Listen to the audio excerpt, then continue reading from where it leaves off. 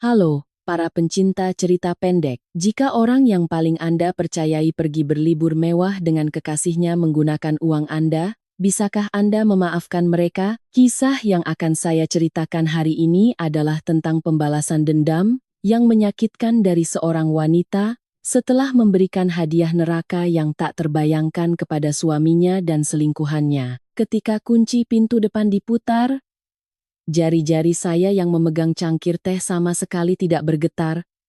Saya hanya menunggu dalam diam. Menunggu saat di mana suami saya, Bima Prakoso, dan kekasih muda dalam dekapannya akan jatuh dari surga yang manis ke neraka yang paling kejam. Peristiwa itu baru saja terjadi 3 hari yang lalu. Saya telah menyaksikannya dengan mata kepala sendiri. Mereka berdua berpelukan mesra saat menaiki pesawat menuju Santorini. Di media sosial, mereka dengan bangga mengunggah foto yang begitu mengharukan hingga membuat orang bergidik, disertai keterangan, "Sisa hidupku sepenuhnya milikmu." Saya, nyonya rumah ini dan istri sah Bima Prakoso, diperlakukan seolah-olah sudah.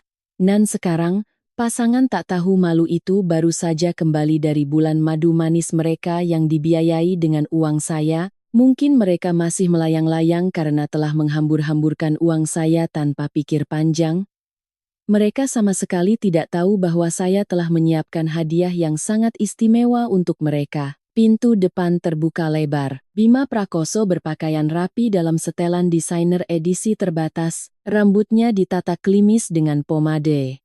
Wajahnya memancarkan kepuasan seorang pria kaya yang baru kembali dari liburan. Di sampingnya berdiri Clara Anindita, mengenakan gaun haute couture yang saya pesan khusus tahun lalu. Gaun yang sangat saya hargai dan simpan untuk acara penting. Namun kini, gaun itu dengan kurang ajar melekat di tubuh perusak kebahagiaan keluarga. Terlebih lagi, di lehernya tergantung sebuah kalung berlian warisan almarhumah ibu saya. "Aku pulang." Bima berpura-pura ramah, tetapi sorot matanya jelas menunjukkan keengganan. "Bulan madu ini sepenuhnya dibiayai olehmu," Clara berbisik sambil memeluk lengan Bima, sengaja menempelkan tubuhnya seolah ingin pamer. Matanya menatap saya dengan provokasi yang terang-terangan. "Berkat uang murah hati yang kamu sumbangkan ke dana operasional perusahaan, kami bisa bersenang-senang seperti ini. Oh Mbak Elara, pemandangan di Santorini benar-benar indah." Mas Bima bilang kalau perusahaan untung lagi, dia akan mengajakku keliling dunia. Saya bersandar di sofa, menyesap teh saya perlahan, lalu tertawa sinis. "Keliling dunia? Kalau begitu, besok sebaiknya kamu mulai pusing memikirkan cara mencari uang." Tepat pada saat itu, gerbang utama villa mewah ini terbuka dengan kasar dan Dodi, asisten perusahaan, berlari masuk dengan napas tersengal-sengal. Wajahnya pucat pasi, keringat dingin sebesar biji jagung bercucuran di dahinya. Entah seberapa kuat ia mencengkeram dokumen di tangannya, napasnya tampak sudah di ujung tanduk. "Pak Direktur, gawat. Benar-benar gawat." Suara Dodi bergetar ketakutan. Ia berlari ke depan Bima dan nyaris berteriak histeris. Bima mengerutkan kening, ekspresi santainya langsung lenyap dalam sekejap. "Jangan berlebihan. Memangnya langit runtuh? Kamu tidak lihat aku dan Clara baru saja pulang? Apapun itu, bahas besok saja." "Bukan begitu, Pak. Perusahaan, masalah sangat besar terjadi di perusahaan." Dodi menghentakkan kakinya dan menyodorkan dokumen di tangannya tepat ke depan wajah Bima. Bu Elara telah menarik kembali seluruh dana investasinya sebesar 5 triliun. Sekarang bank berbondong-bondong menagih pelunasan pinjaman dan semua perusahaan mitra telah menarik investasi mereka. Pemasok barang memblokir kantor kita menuntut pembayaran dan perusahaan kita benar-benar sudah bangkrut? Apa katamu?" Mata Bima membelalak seolah mau melompat keluar. Ia merebut dokumen itu dengan kasar dan memeriksa isinya dengan jari gemetar. Wajahnya berubah dari terkejut menjadi syok, lalu menjadi ekspresi tak percaya, dan akhirnya memucat seputih kertas. Ia mengangkat kepalanya dengan kasar dan menatap saya, bahkan nada suaranya berubah drastis. "Elara, apa maksudnya ini? Apa yang dikatakan Dodi itu benar?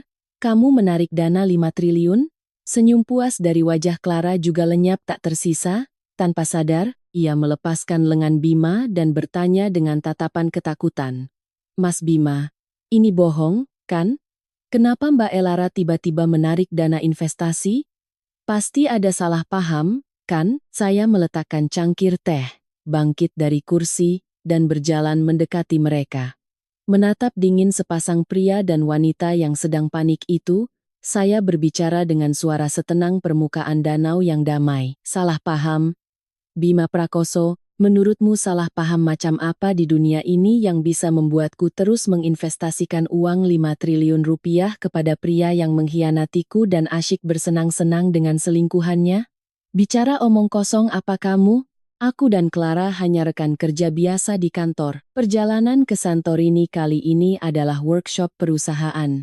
Jangan asal percaya omongan orang. Bima berusaha mencari alasan dengan wajah yang memerah lalu memucat. Rekan kerja biasa, saya tertawa mengejek sambil mengeluarkan ponsel dari saku dan memutar sebuah video. Lalu saya menyodorkannya ke depan wajah mereka berdua. Lalu bagaimana kamu menjelaskan ini? Dalam video itu, di sebuah kamar hotel di Santorini, Bima sedang memeluk Clara. Sambil memanggilnya sayang, ia berbisik bahwa ia akan menceraikanku dan menikahinya. Apakah ini juga bagian dari workshop? Adegan dalam video itu begitu menjijikkan hingga membuat mata sakit melihatnya, ekspresi kasih sayang Bima dan Clara yang membuat mual serta percakapan kotor yang mereka lakukan terekam dengan jelas. Setiap kata dari rekaman itu bagaikan jarum tajam yang menusuk jantung Bima. Wajah Bima dalam sekejap berubah menjadi sewarna tanah. Ia mengulurkan tangan mencoba merebut ponsel saya. Kamu menyewa detektif untuk menguntitku. Lara, kamu benar-benar keterlaluan. Ini sudah kelewatan. Saya menepis tangannya dengan mudah lalu menatapnya dengan pandangan sedingin es. Dibandingkan denganmu yang berselingkuh saat masih dalam ikatan pernikahan, membelikan tas bermerek, mobil, bahkan memberangkatkan selingkuhanmu berbulan madu pakai uangku, apakah tindakanku ini bisa disebut kelewatan? Bima, sepertinya kamu lupa, modal awal untuk mendirikan perusahaanmu itu dariku. Setelah itu pun, dana operasional terus-menerus aku yang suntikkan. Aku hanya meminta uangku kembali, itu wajar, bukan? Clara Anindita melangkah mundur dengan wajah pucat ketakutan. Ia berbicara dengan terbata-bata. Mbak Elara, aku dan Mas Bima benar-benar saling mencintai. Tolong beri kami satu kesempatan saja, ya? Kalau perusahaan bangkrut, kami akan kesulitan. Mas Bima benar-benar mencintaiku. Saya menoleh dan menatap Clara. Mataku penuh dengan rasa jijik. Clara, anak baru lulus kuliah yang bahkan tidak mau mencari pekerjaan dengan benar, mengincar suami orang, menghabiskan uang orang lain, tinggal di rumah orang lain, dan berani memakai baju orang lain. Berani-beraninya kata cinta tulus keluar dari mulutmu. Dengar baik-baik, mulai detik ini, semua yang ada di sini, termasuk villa ini dan segalanya adalah harta pribadiku. Kalian berdua, enyah dari rumahku sekarang juga. Wajah Dodi yang berdiri di samping mereka semakin menegang. Ia berbicara dengan hati-hati. Pak Direktur, saat ini tidak ada 1 sen pun yang tersisa di rekening perusahaan. Proyek yang terhenti karena dana dicabut ada lebih dari 10, dan perusahaan mitra mengajukan tuntutan penalti. Total nominalnya mencapai puluhan miliar rupiah. Puluhan miliar. Seluruh tenaga Bima seolah terkuras habis. Kakinya gemetar, dan ia nyaris jatuh terduduk di lantai. Ia berpegangan pada rak sepatu di sebelahnya dan menatapku dengan mata kosong. Elara, kamu gila. Kalaupun kamu menarik investasi, itu masih bisa kupahami. Tapi kenapa harus sampai sejauh ini? Perusahaan itu juga dibangun dengan darah dan keringatku. Darah dan keringatmu? Saya tertawa mendengus.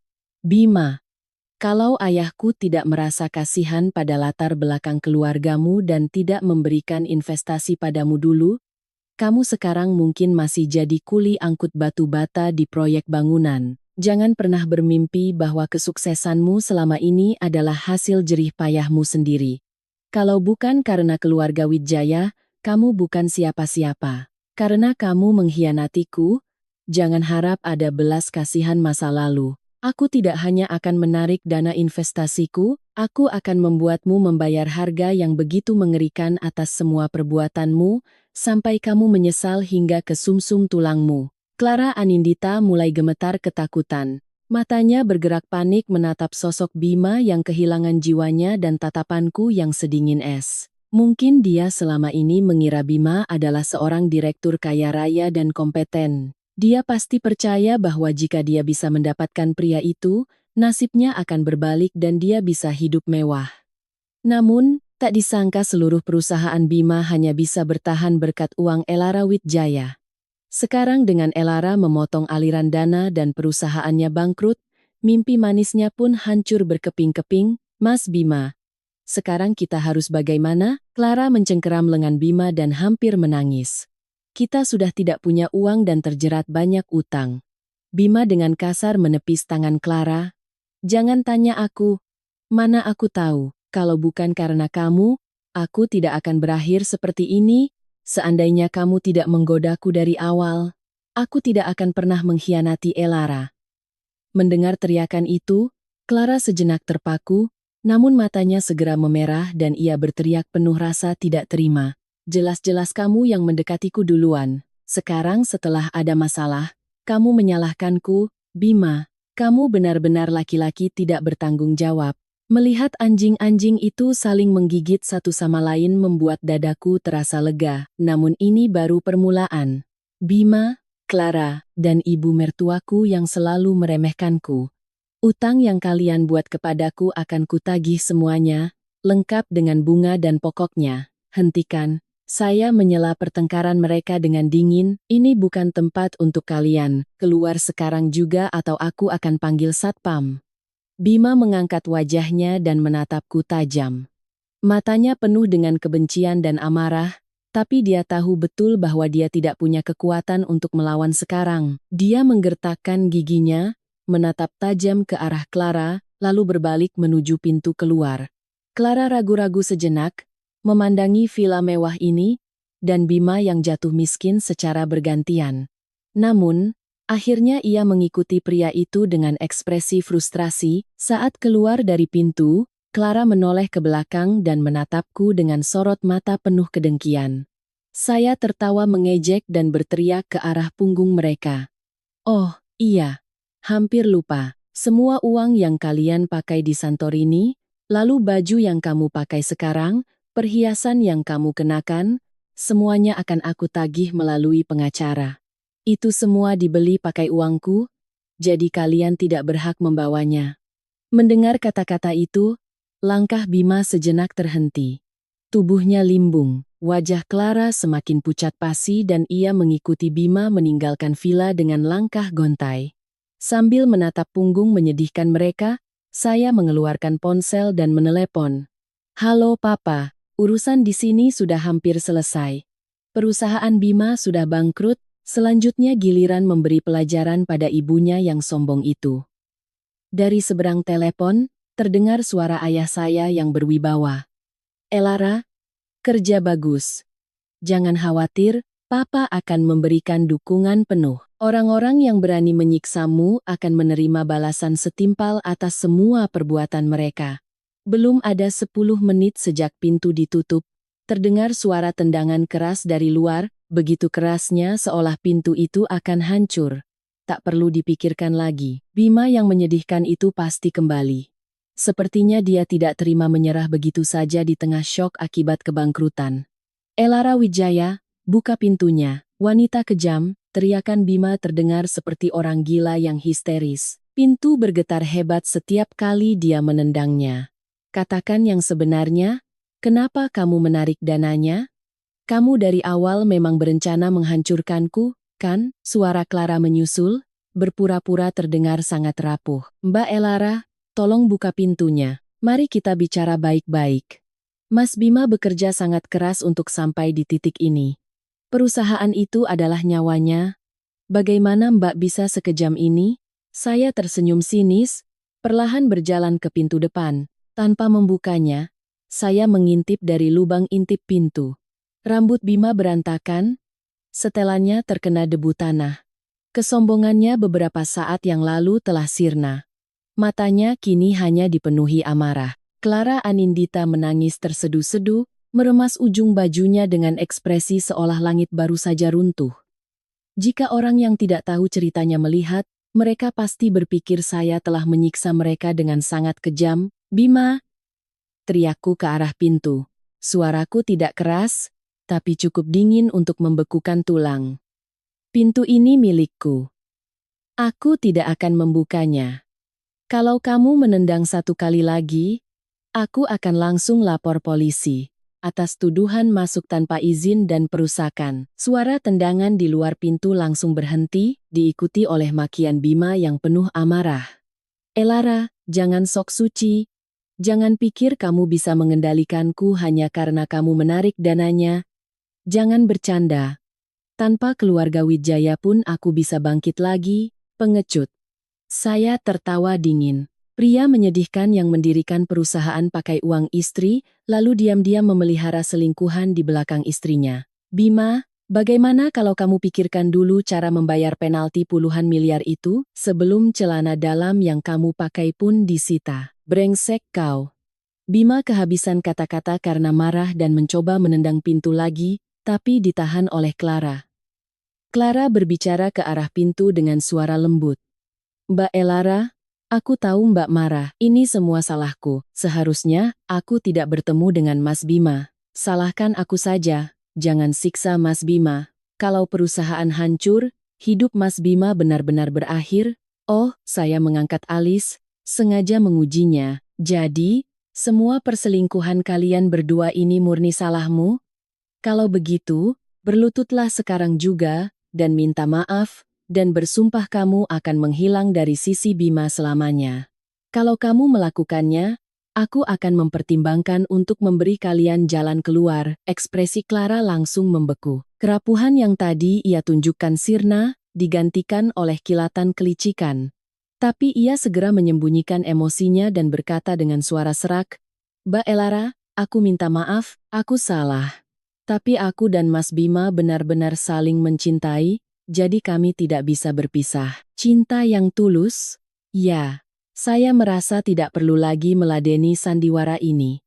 Saya mengambil ponsel dan memutar rekaman yang sudah saya persiapkan sebelumnya. "Kalau begitu, coba dengarkan apakah ini yang kalian sebut cinta tulus." Dari rekaman suara itu terdengar tawa manja Clara. "Mas Bima, kapan kamu mau ceraikan tante-tante itu? Duduk di kursi istri direktur dan pegang uang sebanyak itu, kan sayang banget. Begitu keuangan perusahaan stabil, kamu harus cepat-cepat cerai. Dengan begitu, aku bisa menikah secara sah denganmu dan kita bisa pakai uang wanita itu sama-sama." Lalu disusul suara Bima, "Sabar sedikit sayang, pulang dari bulan madu ini, aku akan langsung minta cerai." Wanita itu tergila-gila padaku. Dia pasti setuju. Kalau saat itu tiba, semua uang perusahaan jadi milik kita.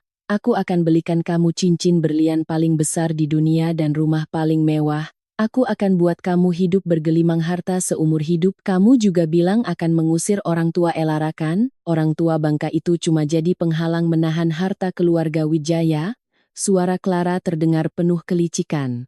"Tenang saja, begitu aku menguasai sumber daya keluarga Wijaya sepenuhnya, orang-orang tua itu bisa kukendalikan semauku," balas Bima. Setelah rekaman itu berakhir, di luar pintu sunyi senyap seperti kuburan. Saya bisa membayangkan betapa pucat dan ketakutannya dua lintah darat itu sekarang. Setelah beberapa saat, Bima berteriak, "Elara, beraninya kamu merekam kami? Kamu benar-benar licik." "Licik?" Saya tersenyum sinis. "Dibandingkan kalian berdua yang menipuku di belakang dan berencana menipu orang tuaku juga, caraku ini masih sangat sopan." "Bima, Clara, apa kalian pikir aku ini wanita bodoh yang benar-benar bisa kalian tipu? Aku sudah tahu semua perbuatan menjijikkan kalian dari awal. Aku hanya menunggu waktu yang tepat untuk mendorong kalian jatuh ke dasar jurang dalam sekali pukulan." Ceklek. Saya membuka pintu lebar-lebar dan menatap tajam ke arah dua orang yang wajahnya sudah sepucat mayat itu. Wajah Bima memerah menghindari tatapanku. Sementara Clara pucat pasi, mengepalkan tangannya, dan tubuhnya gemetar. Mbak Elara, itu salah paham. Rekaman itu pasti diedit dengan niat jahat. Maksud kami tidak seperti itu. Clara mencoba berkilah hingga akhir. Bukan seperti itu maksudnya, saya melangkah maju, menatapnya dengan mata sedingin pisau. Lalu coba jawab, kalung berlian yang ada di lehermu itu, peninggalan ibuku. Bagaimana bisa kamu memakainya dengan tidak tahu malu, dan gaun yang kamu pakai? Aku menghabiskan 150 juta untuk memesannya, bagaimana kamu bisa mendapatkannya? Pasti Bima yang diam-diam mengambilnya. Kan? Kalian memakai uangku, memakai bajuku, memakai perhiasanku, tapi malah merencanakan cara mengusirku? Di mana hati nurani kalian? Clara terdesak oleh auraku, melangkah mundur perlahan sambil meneteskan air mata tanpa bisa mengucapkan sepatah kata pun. Melihat itu, Bima maju menutupi Clara dan memelototiku. Elara, hentikan, hanya gara-gara kalung dan sehelai baju. Apa yang kamu bicarakan? Aku tinggal menggantinya kan? Tidak perlu menyudutkan orang sampai seperti ini. Menggantinya? Saya tertawa seolah baru saja mendengar lelucon paling lucu di dunia. Bima, sekarang untuk mengurus dirimu sendiri saja kamu sudah kepayahan. Pakai uang apa kamu mau menggantinya? Kamu tahu berapa harga kalung berlian ini? 3 miliar. Tahu berapa biaya perawatan gaun ini tiap tahun? 250 juta. Pakai apa kamu mau menggantinya? Perusahaan yang sudah bangkrut atau dengan cinta tulus murahan kalian itu? Wajah Bima berubah putih lalu biru. Ia hanya bisa menggetarkan bibirnya tanpa bisa membalas. Ia baru menyadari pada detik itu juga fakta, bahwa tanpa dukungan danaku, dia bukan siapa-siapa. Dia bahkan tidak punya uang untuk mengganti satu perhiasan pun. Melihat sosok menyedihkan Bima, Clara tak bisa menyembunyikan kekecewaannya. Ia menarik lengan Bima dan berkata dengan suara pelan, "Mas Bima, ayo pergi dulu, percuma berdebat di sini. Pergi kemana?" Saya menghalangi jalan mereka dan berkata dingin, "Kalau mau pergi, tinggalkan semua milikku. Kalung, gaun, dan uang yang kalian hambur-hamburkan di Santorini, aku tidak akan melepaskan satu sen pun." Elara, bukankah kamu terlalu berlebihan? Bima mencoba mendorongku dengan panik. Itu semua aku yang belikan untuk Clara. Tidak ada hubungannya denganmu. Saya menepis tangannya, menatapnya dingin, lalu mengeluarkan setumpuk dokumen dari saku dan melemparkannya ke wajahnya. Tidak ada hubungannya denganku? Bima, lihat baik-baik, ini laporan keuangan perusahaanmu. Semua biaya untuk membelikan Clara mobil, perhiasan, sampai perjalanan ke Santorini. Semuanya ditarik dari rekening perusahaan, dan uang perusahaan itu adalah uang investasiku. Artinya, kamu membiayai selingkuhanmu pakai uangku. Masih berani bilang tidak ada hubungannya denganku? Bima memungut dokumen itu dan membacanya dengan cepat. Wajahnya semakin kaku dan akhirnya ia jatuh terduduk di lantai, bergumam dengan mata kosong. Tidak mungkin. Pembukuannya sudah kusembunyikan dengan sempurna. Bagaimana kamu bisa, kalau tidak mau orang lain tahu, jangan pernah melakukannya dari awal. Saya menatapnya merendahkan dengan suara membeku bagai es. Bima, kamu pikir bisa menipuku dengan trik murahan itu? Aku sudah menyewa detektif sejak lama. Semua gerak-gerikmu, semuanya ada di telapak tanganku. Clara menyadari bahwa situasi ini sudah tak bisa diselamatkan lagi. Ia pun tak lagi berpura-pura rapuh. Ia berbalik memaki Bima. Bima, pria tidak berguna. Katanya kamu bisa membereskan semuanya. Sekarang bagaimana? Kita tidak punya uang dan malah ditumpuki utang. Sial banget aku bisa tertipu pria sepertimu. Hidupku hancur. Diam kau. Bima pun meledak. Kalau kamu tidak menggodaku, apa aku bakal jadi seperti ini? Sekarang kamu mau menyalahkanku? Melihat keduanya kembali saling menggigit, rasanya begitu melegakan. Tepat pada saat itu, ponselku berdering. Dari ibu mertuaku, Suryani Prakoso, saya mengangkat alis dan menjawab panggilan itu. Elara, dasar wanita jahat. Apa yang sudah kamu lakukan pada anakku? Suara Suryani terdengar bising dan menusuk telinga layaknya pedagang di pasar. Anakku baru saja menelepon. Katanya perusahaannya bangkrut dan terjerat utang puluhan miliar. Ini pasti ulahmu, kan? Kembalikan uangnya sekarang juga, kalau tidak, aku tidak akan melepaskanmu. Saya tertawa kecil dan menjawab telepon itu. Ibu, saat anak Anda selingkuh dan memelihara pelakor pakai uang saya, Anda pura-pura tidak tahu. Sekarang saat perusahaannya bangkrut, Anda baru ingat pada saya, ya? Uang saya sudah tidak ada. Kalau Anda memang sangat menginginkannya, silakan bawa anak kesayangan Anda itu kemari, dan ambil sendiri jika bisa. Saya langsung mematikan telepon, lalu saya menatap Bima dan Clara yang masih bertengkar dan tersenyum sinis. Kalian berdua, silakan lanjutkan pertengkarannya. Saya permisi dulu. Saya membalikkan badan hendak masuk ke dalam rumah. Lara, jangan pergi. Bima tiba-tiba bangkit dari lantai dan menghalangi langkahku. Kembalikan uangku. Perusahaan itu milikku. Perusahaanmu? Tatapanku berubah tajam. Aku berteriak ke arah pintu. Satpam, Satpam.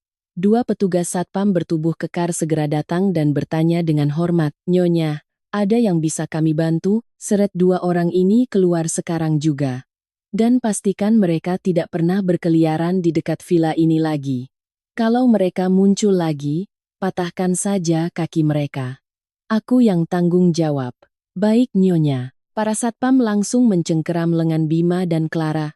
Lara, urusan kita belum selesai. Aku akan menuntutmu sampai akhir. Bima meronta-ronta gila-gilaan sambil berteriak. Clara menjerit ketakutan. Tidak, jangan sentuh aku. Aku tidak bersalah. Namun, mereka sama sekali bukan tandingan para satpam. Keduanya dengan cepat diseret keluar dari pekarangan villa dan dilemparkan ke atas rumput. Saya berdiri di pintu masuk, menatap dingin ke arah mereka. Bima, Clara, ini baru permulaan. Utang yang kalian buat padaku akan kutagih satu persatu. Kalian akan membayar harga yang sangat mengerikan sampai kalian menyesal hingga ke sumsum tulang kalian. Saya menutup pintu dengan keras, memblokir suara tangisan dan kutukan mereka. Begitu pintu ditutup, ponsel saya berdering lagi. Kali ini dari sekretaris ayah saya. Nona Lara, Ibu Suryani Prakoso sudah berangkat dari kampung. Perkiraan akan tiba di Surabaya besok siang. Apakah perlu disiapkan pengamanan?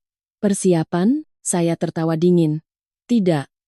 Tidak perlu. Mari kita lihat keributan macam apa lagi yang akan dia buat.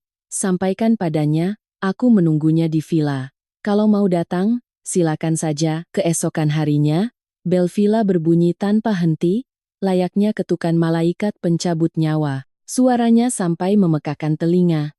Tak perlu ditanya lagi, si tua bangka Suryani Prakoso pasti sudah tiba. Saya bersandar santai di sofa tanpa beranjak, dan hanya memerintahkan lewat interkom dengan dingin untuk membuka gerbangnya. Begitu pintu terbuka, Suryani menerjang masuk bagaikan angin puting beliung hitam. Rambut keritingnya berantakan, mengenakan daster motif bunga-bunga. Di tangannya ada bungkusan kain yang langsung ia banting ke lantai. Begitu masuk, terdengar bunyi bruk dan apel layu serta jeruk dari dalam bungkusan itu menggelinding ke segala arah. Lara, dasar menantu durhaka. Teriakan Suryani seolah bisa meruntuhkan langit-langit rumah. Ia melangkah maju hingga ke depan wajahku, menunjuk-nunjuk sambil melompat-lompat marah.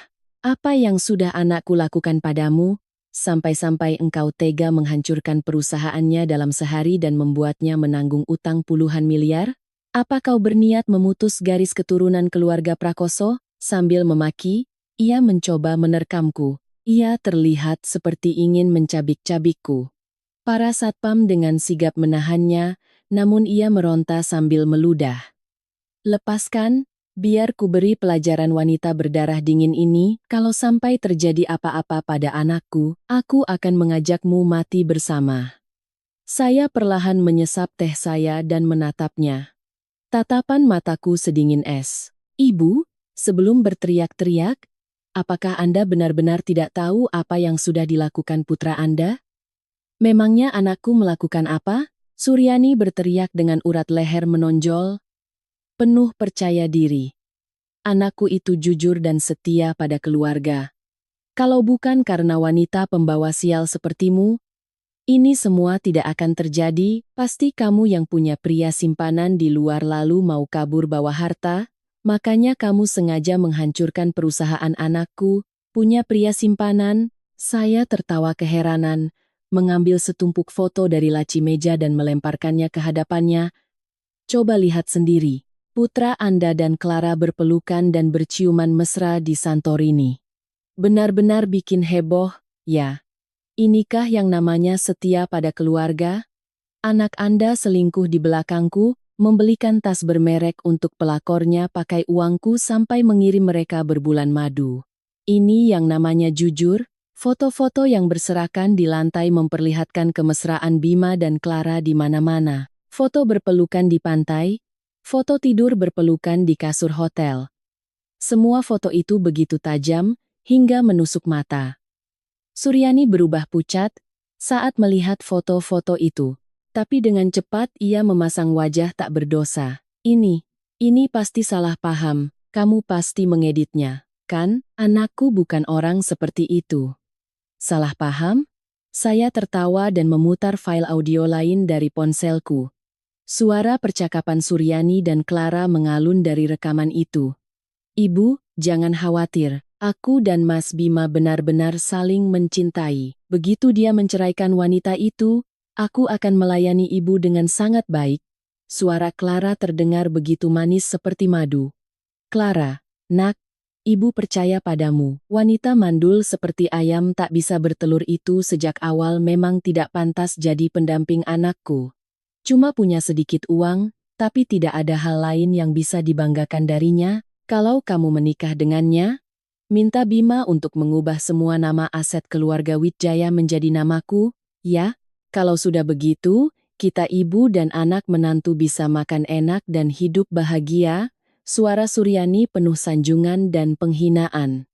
Terima kasih, ibu. Ibu benar-benar baik hati. Oh iya, ibu, kalung berlian yang dipakai Elara. Kalung itu benar-benar indah. Aku sangat menyukainya. Bisakah ibu memintakannya untukku? Tentu saja, nak.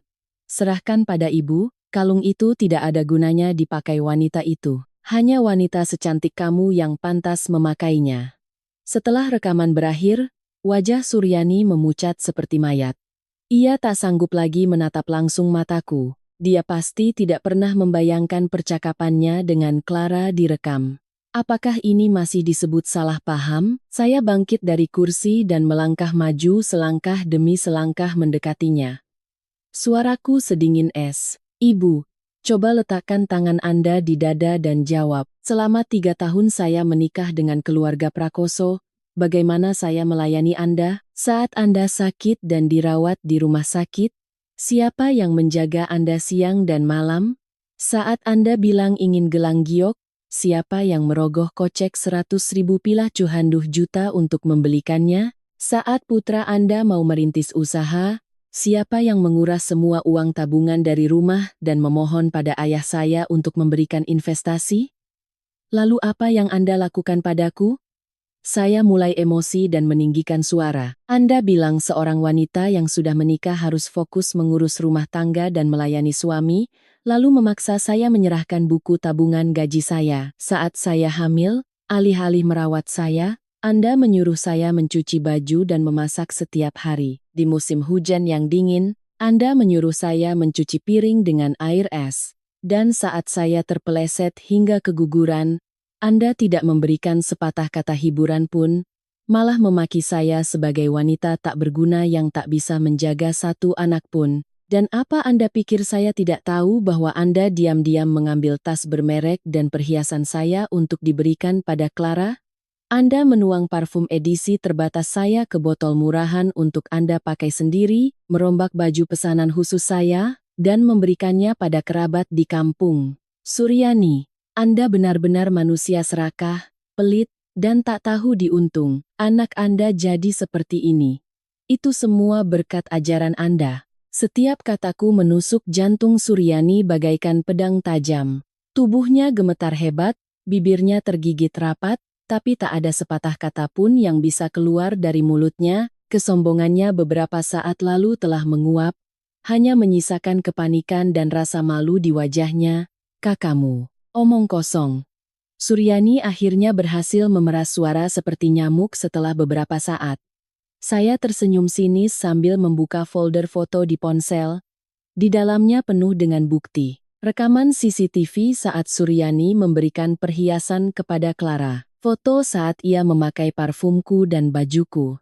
Dan rekam medis dari rumah sakit saat saya keguguran. Di rekam medis itu tertulis jelas, keguguran akibat kelelahan fisik yang ekstrem. Lihat sendiri, ini semua buktinya. Saya menyodorkan ponsel itu ke depan wajahnya. Apa Anda pikir semua perbuatan menjijikkan yang Anda lakukan bisa disembunyikan seumur hidup? Suryani, saat anak Anda selingkuh, alih-alih menghentikannya, Anda malah berkomplot dan menipuku. Sekarang saat anak Anda hancur, Anda datang mencariku dan memakiku. Coba tanya pada anak Anda, beranikah dia berdiri tegak di depanku? Beranikah dia bersikap sok benar di depan kebaikan yang telah diberikan keluarga Wijaya? Melihat bukti-bukti di ponsel itu, wajah Suryani berangsur-angsur menjadi sewarna tanah. Pada akhirnya, kedua kakinya lemas. Ia jatuh terduduk di lantai dan mulai menangis meraung-raung. Aduh, nasibku, punya menantu pendendam yang menghancurkan hidup anakku dan memporak-porandakan keluarga kami. Pasti akan ada azab dari langit untukmu. Suryani memukul-mukul lantai, menangis berguling-guling seperti anak kecil yang sedang tantrum. Para satpam di sekitar memandang dengan heran, bingung harus berbuat apa. Sudah puas menangisnya? Saya menatapnya dengan dingin. Ibu, menangis pun tidak akan menyelesaikan apa-apa. Anak Anda jadi seperti ini murni karena karma. Dia yang mengkhianati dan menipuku, wajar jika dia harus membayar harganya. Dan apa yang Anda lakukan padaku di masa lalu, akan ku kembalikan satu persatu. Anda harus merasakan sendiri bagaimana rasanya diabaikan dan ditipu orang lain. Suryani berhenti menangis dan menatapku dengan mata penuh dendam. Lara, jangan sombong dulu. Kau pikir anakku akan diam saja? Keluarga Prakoso, kami tidak akan melepaskanmu begitu saja. Aku akan pergi ke perusahaan ayahmu, ke kantormu. Akan kubalikan semuanya dan kubuat dunia tahu betapa jahatnya kau. Silakan saja, saya mencibir. Wijaya Group adalah perusahaan besar yang terkenal di Surabaya. Kalau Anda pergi ke sana dan membuat keributan, orang-orang justru akan tahu sifat asli keluarga Prakoso, anaknya selingkuh, lalu ibunya ikut-ikutan membuat kerusuhan. Benar-benar luar biasa, bukan? Saat itu tiba, yang menanggung malu bukanlah saya, melainkan kalian, keluarga Prakoso.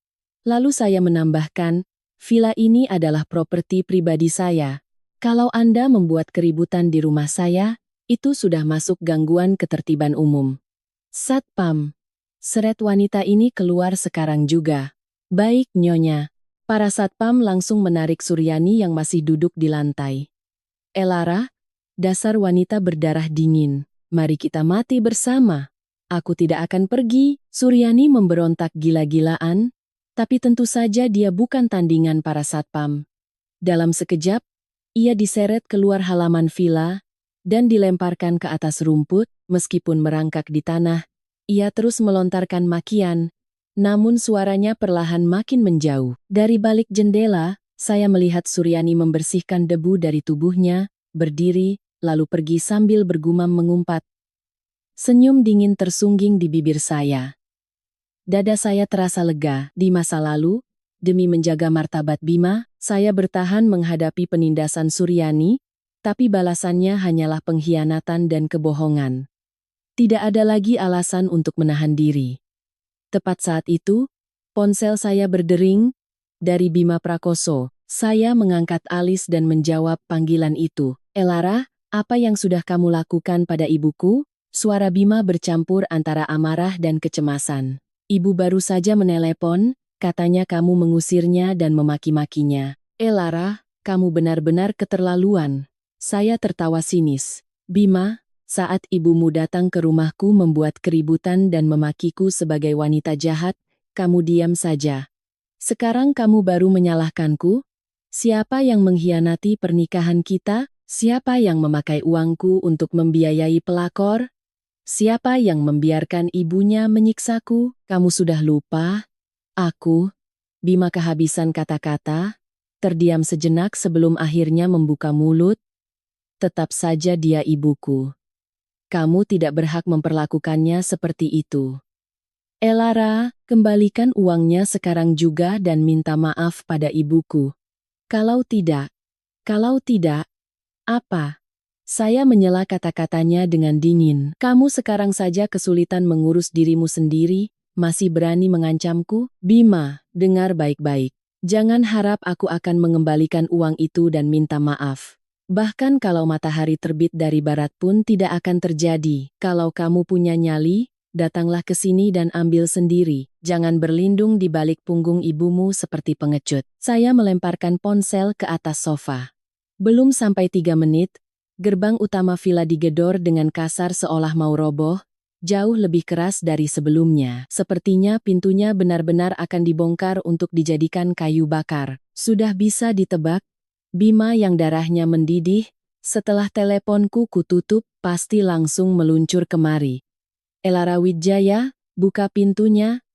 Buk, teriakan Bima nyaris memecahkan gendang telinga, diselingi oleh suara Clara. Mbak Elara, jangan menghindar terus. Mari kita bicara. Masalah harta Gonogini harus diperjelas.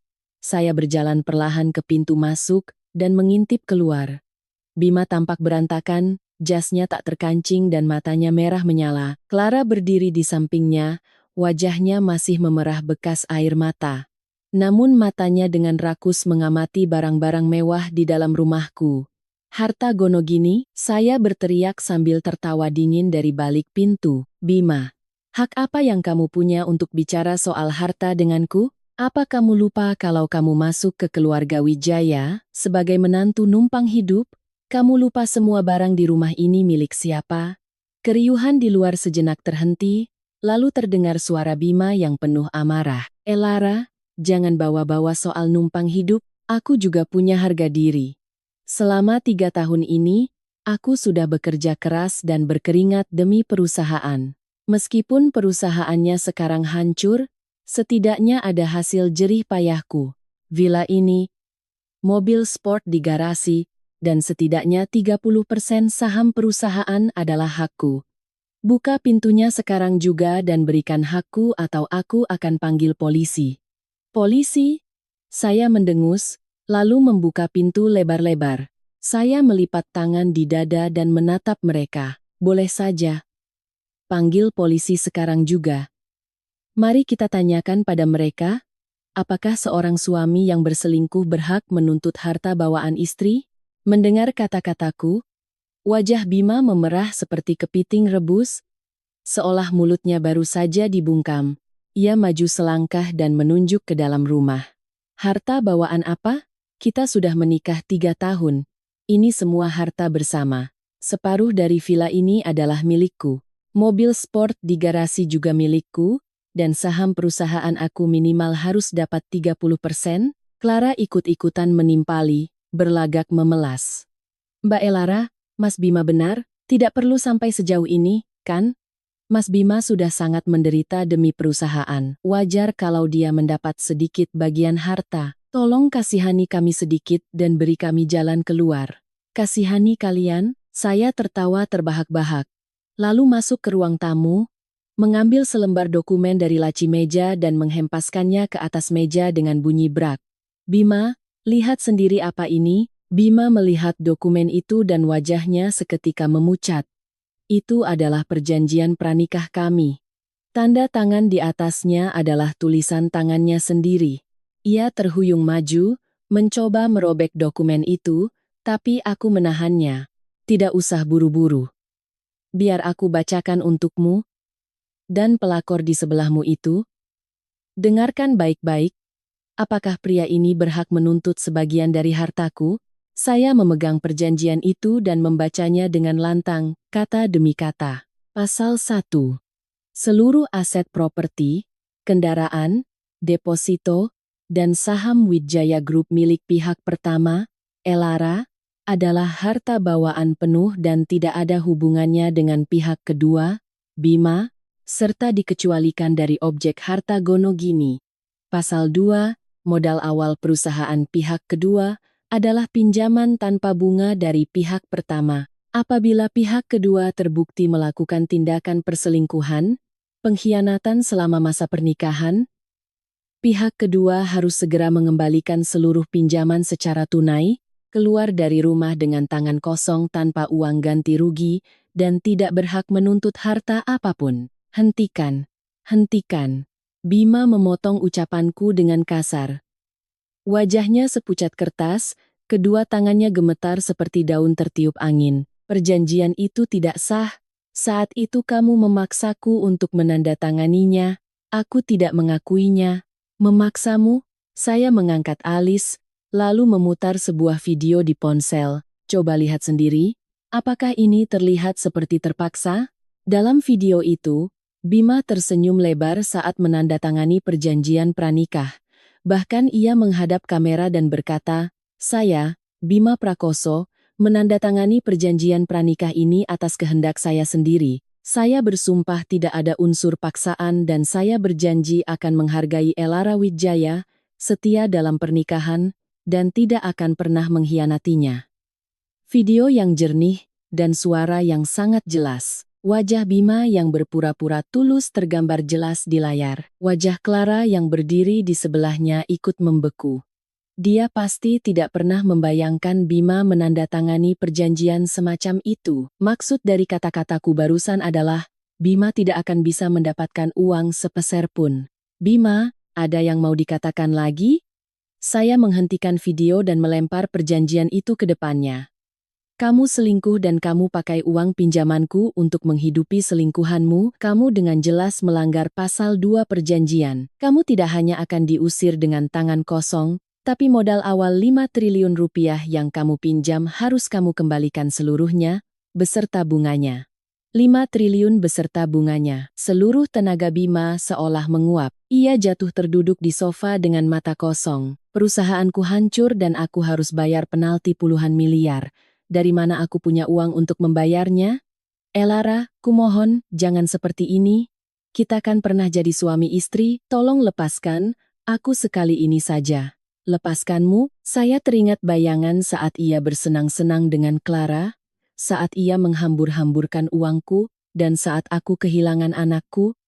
Rasa jijik dan benci meluap dari dalam hatiku. Bima, saat kamu mengkhianatiku, kamu tidak berpikir untuk melepaskanku. Saat kamu membelikan cincin berlian 75 miliar untuk Clara pakai uangku, saat kamu ke Santorini untuk bersenang-senang, kamu sama sekali tidak memikirkanku. Saat ibumu menindasku hingga aku keguguran, kamu juga tidak peduli pada ikatan pernikahan kita. Sekarang saat kamu hancur dan jatuh miskin, baru kamu membawa-bawa ikatan suami istri.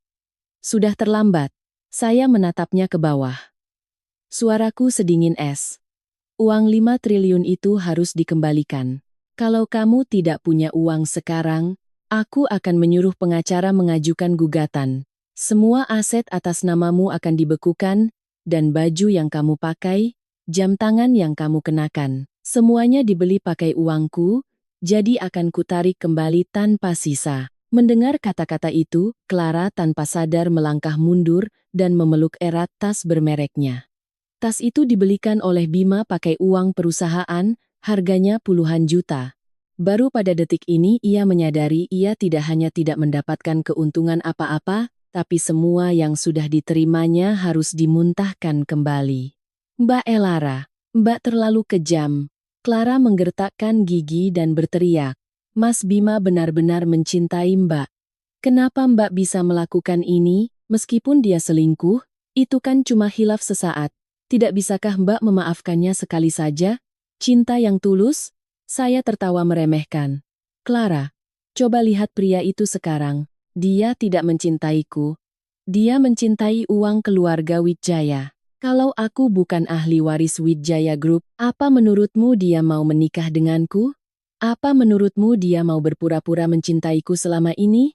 Lalu saya menoleh menatap Clara sambil mencibir. Dan kamu pasti mengira akan hidup enak kalau ikut dia kan? Sekarang dia itu pria miskin yang terjerat utang dan tidak bisa menyelamatkan dirinya sendiri. Apa yang bisa dia berikan padamu? Kamu itu cuma sampah bekas yang dimanfaatkan lalu dibuang. Wajah Clara pucat pasi lalu membiru. Ia tidak bisa berkata apa-apa. Ia menatap Bima, berharap pria itu akan membelanya. Tapi Bima terlalu sibuk meratapi nasibnya sendiri hingga tak punya waktu memedulikan Clara. Lara, kumohon. Aku salah. Bima tiba-tiba merangkak dari sofa, bersujud di depanku. Ia memeluk kakiku dan menangis terseduh-seduh. Aku benar-benar salah. Seharusnya aku tidak mengkhianatimu. Seharusnya aku tidak pakai uangmu untuk pelacur itu. Tolong beri aku satu kesempatan lagi. Aku akan putus bersih dengan Clara dan akan mengabdi sepenuhnya padamu. Aku akan bekerja keras untuk perusahaan, dan aku akan lunasi semua utang-utangku, bersujud dan memohon seperti ini di hadapanku. Melihat sosoknya, alih-alih simpati, saya hanya merasa jijik. Saya menepis tangannya dengan kuat, mundur selangkah, dan menepuk celana saya seolah membersihkan kotoran. Bima, jangan lakukan tindakan menjijikkan ini. Saat kamu memutuskan untuk mengkhianatiku, kamu seharusnya sudah memprediksi akhir seperti ini. Memaafkanmu? Sampai aku mati pun tidak akan terjadi. Lalu saya menambahkan, aku sudah menyiapkan surat cerai lewat pengacara, tanda tangan, dan kamu boleh enyah dari sini. Kalau kamu menolak, aku akan segera mengajukan gugatan ke pengadilan. Saat itu terjadi, kamu tidak hanya diusir dengan tangan kosong, tapi seluruh dunia akan tahu betapa menyedihkannya kamu sebagai seorang suami. Bima tertelungkup di lantai, menatap mataku yang dingin. Ia akhirnya sadar bahwa tak ada lagi pintu maaf. Tatapannya berubah dari memohon menjadi putus asa, dan akhirnya menjadi kebencian. Lara Wijaya, ingat ini baik-baik. Jangan pikir aku akan berakhir seperti ini. Meskipun aku diusir dengan tangan kosong, aku akan pastikan kamu juga tidak hidup tenang. Oh? Saya mengangkat alis. Coba saja kita lihat apa yang bisa kamu lakukan dengan kondisi menyedihkanmu itu. Tepat saat itu, Clara tiba-tiba bersuara. Nada bicaranya terdengar penuh tekad. Mas Bima, berdiri, percuma kita di sini. Wanita ini tidak akan memberikan apa-apa pada kita. Mari kita bangkit dengan kekuatan kita sendiri. Ia menarik Bima yang terduduk di lantai dan membawanya menuju pintu keluar. Bima sempat bengong sesaat tapi akhirnya terhuyung mengikuti Clara keluar dari villa. Saat keluar dari pintu, Bima menoleh dan menatapku dengan mata penuh amarah dan dendam. Saya mengambil surat cerai di atas meja dan tersenyum dingin. Bima, kalau kamu pikir ini akhirnya, kamu salah besar. Ini baru permulaan. Mulai sekarang, sisa-sisa harga dirimu yang terakhir pun akan aku injak-injak sampai hancur lebur. Saya mengambil ponsel dan menelepon pengacara. Pengacara Hartono, tolong kirimkan surat cerai kepada Bima Prakoso dan minta tanda tangannya. Kalau dia menolak, proses gugatan sesuai rencana. Dan, utang 5 triliun yang dia buat kepadaku serta semua barang yang dia belikan untuk Clara pakai dana perusahaan, ajukan juga gugatan penyitaan semuanya. Baik, Direktur Lara, akan segera saya proses, terdengar suara sopan pengacara Hartono dari seberang telepon. Belum sampai 10 menit setelah telepon dengan pengacara selesai, pesan dari detektif swasta saya masuk, disertai satu lembar foto. Di dalam foto itu, Bima sedang jongkok merokok di depan sebuah penginapan murah di pinggiran Sidoarjo dengan rambut berantakan. Jasnya terkena noda minyak dan sama sekali tak tersisa aura percaya dirinya yang dulu. Di depannya berdiri Clara dengan tangan bersedekap, ekspresi wajahnya dipenuhi rasa kesal dan jijik. Makin menarik saja, gumamku sambil bersandar di sofa dan menggeser layar ponsel dengan jari. Tak mungkin wanita gila harta seperti Clara mau ikut menderita bersama pria bangkrut tanpa uang sepeser pun. Dia pasti datang untuk menuntut jaminan. Benar saja, detektif langsung mengirimkan rekaman audio dari lokasi. Suara Clara terdengar melengking dan kasar. Bima, serahkan apa yang kamu janjikan, katanya kamu mau belikan aku apartemen mewah di pusat Surabaya dan cincin berlian 2 karat. Terus sekarang apa ini? Kamu bangkrut, terus rumah dan cincinku bagaimana?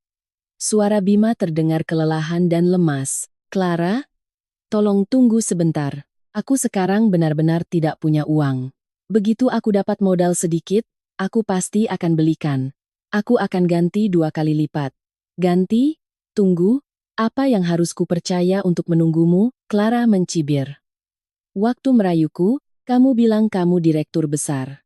Kamu bilang kalau aku percaya padamu, kamu akan bikin aku hidup mewah seumur hidup. Tapi hasilnya apa? Ikut kamu bukan cuma tidak dapat apa-apa, tapi malah dihina sama si Elara itu. Sekarang kamu sudah bangkrut, kenapa aku harus ikut kamu dan kelaparan? Kan aku sudah bilang aku akan cari kerja dulu untuk bertahan hidup. Suara Bima juga mulai bercampur amarah, kita sekarang sedang dalam masa sulit, kita harus saling mengandalkan. Ini bukan waktunya cuma menuntut uang. Saling mengandalkan? Clara tertawa seolah mendengar lelucon terkonyol di dunia. Bima, jangan bicara omong kosong. Aku mau pacaran denganmu itu karena uangmu. Sekarang kalau kamu sudah tidak punya uang, kamu itu cuma laki-laki tidak berguna. Kenapa aku harus membantumu? Dengar baik-baik. Hari ini kita selesaikan. Kasih aku uang ganti rugi 5 miliar atau berikan semua barang berharga yang ada di badanmu. Kalau tidak, aku akan pergi ke depan perusahaanmu dan membongkar pada semua orang kalau kamu ini penipu busuk. Saya mendengar percakapan itu dan nyaris tertawa. Clara sama sekali tak menyembunyikan keserakahannya, dulu dia begitu manis membisikkan kata cinta. Tapi sekarang saat uangnya habis, dia berbalik memunggungi Bima tanpa ragu sedikit pun. 5 miliar? Sekarang 50.000 rupiah pun aku tidak punya. Bima berteriak. Clara, kamu keterlaluan banget, ya, tas, mobil. Perhiasan yang aku belikan buatmu, kalau di total harganya sudah puluhan miliar, masih belum puas? Puluhan miliar? Clara mencibir. Itu semua sudah jadi barang rongsokan. Mobil sport yang kamu belikan itu mobil bekas, tas bermerek itu ternyata barang palsu, kan? Dan perhiasan yang kamu kasih juga hampir semuanya imitasi. Bima, kamu itu cuma penipu. Gak punya uang tapi sok kaya pakai uang Elara si wanita itu. Sekarang setelah dia memutus dananya, aslimu kelihatan, kan? Omong kosong, Clara. Bima gemetar karena marah. Semua yang kubelikan itu asli. Kamu tahu apa soal barang bermerek? Asli? Kalau begitu bawa bonnya ke sini. Clara mendesaknya. Enggak bisa, kan? Bima, dengar baik-baik. Kalau hari ini kamu tidak kasih aku uang, aku tidak akan pergi dari sini, dan aku akan pergi ke perusahaan Elara Wijaya. Aku akan bongkar semua kebusukanmu, biar wanita itu juga tidak hidup tenang. Berani kamu? Bima berteriak. Clara, kalau kamu lakukan itu, aku akan bongkar semua urusan kita dan aku akan hancurkan hidupmu juga. Hancurkan saja. Aku tidak takut apa-apa. Clara sama sekali tidak peduli, aku ini mahasiswi yang baru lulus. Kalaupun hancur, aku tinggal pergi ke kota lain dan mulai hidup baru. Tapi kamu, kalau kamu hancur, kamu akan benar-benar kehilangan segalanya. Bima, pikir baik-baik. Mau kasih uang atau tidak? Rekaman audio terputus di sana, saya bisa membayangkan betapa putus asanya Bima sekarang. Clara yang ia yakini sebagai cinta sejatinya ternyata hanyalah wanita materialistis yang mengincar uangnya. Saat hartanya habis, wanita itu tanpa ampun memerasnya dan memunggunginya. Tak lama kemudian, detektif mengirimkan satu video lagi. Di dalam video, Clara Anindita sedang merenggut penjepit dasi di leher Bima. Itu adalah penjepit dasi berbahan platinum dan berlian seharga ratusan juta rupiah yang pernah saya belikan untuknya. Sini, ini lumayan buat dijual. Clara menarik penjepit dasi itu dengan kasar, sementara Bima berusaha menahannya sekuat tenaga. Hentikan. Ini satu-satunya barang berhargaku yang tersisa. Bima memohon dengan mata memerah. Emangnya barang ini bisa kasih kamu makan? Clara menarik penjepit dasi itu kuat-kuat hingga talinya putus dan berpindah ke tangannya. Ia menimbangnya di tangan dan mengangguk puas. Lumayan juga. Mungkin laku beberapa juta. Bima, sial banget aku pacaran sama sampah sepertimu. Hari ini kita putus. Jangan pernah hubungi aku lagi. Clara langsung berbalik dan berjalan cepat tanpa menoleh ke belakang agar Bima tidak mengikutinya. Bima hanya bisa berdiri terpaku menatap punggung Clara. Tubuhnya gemetar hebat, kakinya lemas, dan ia jatuh berlutut di tanah. Ia memegangi kepalanya dengan kedua tangan dan terisak penuh penderitaan. Janji cinta abadi yang diucapkannya hancur tak tersisa di hadapan uang. Saya mematikan video itu dan tersenyum dingin. Tidak ada sedikit pun rasa kasihan di hati saya.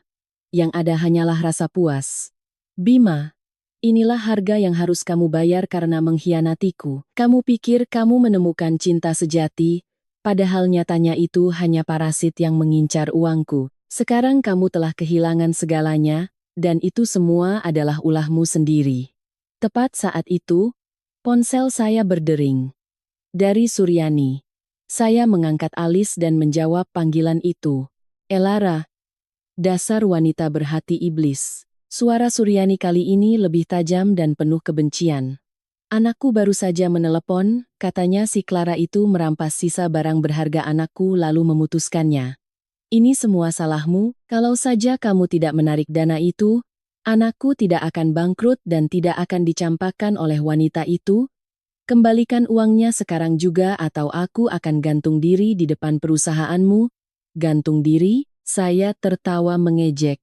Silakan Suryani. Di depan perusahaan kami ada CCTV yang menyala 24 jam. Kalau Anda benar-benar gantung diri, saya akan lapor polisi atas tuduhan perbuatan tidak menyenangkan dan gangguan ketertiban umum. Saat itu terjadi, alih-alih menolong anak Anda malah akan masuk penjara. Wah, martabat keluarga Prakoso benar-benar jadi tontonan.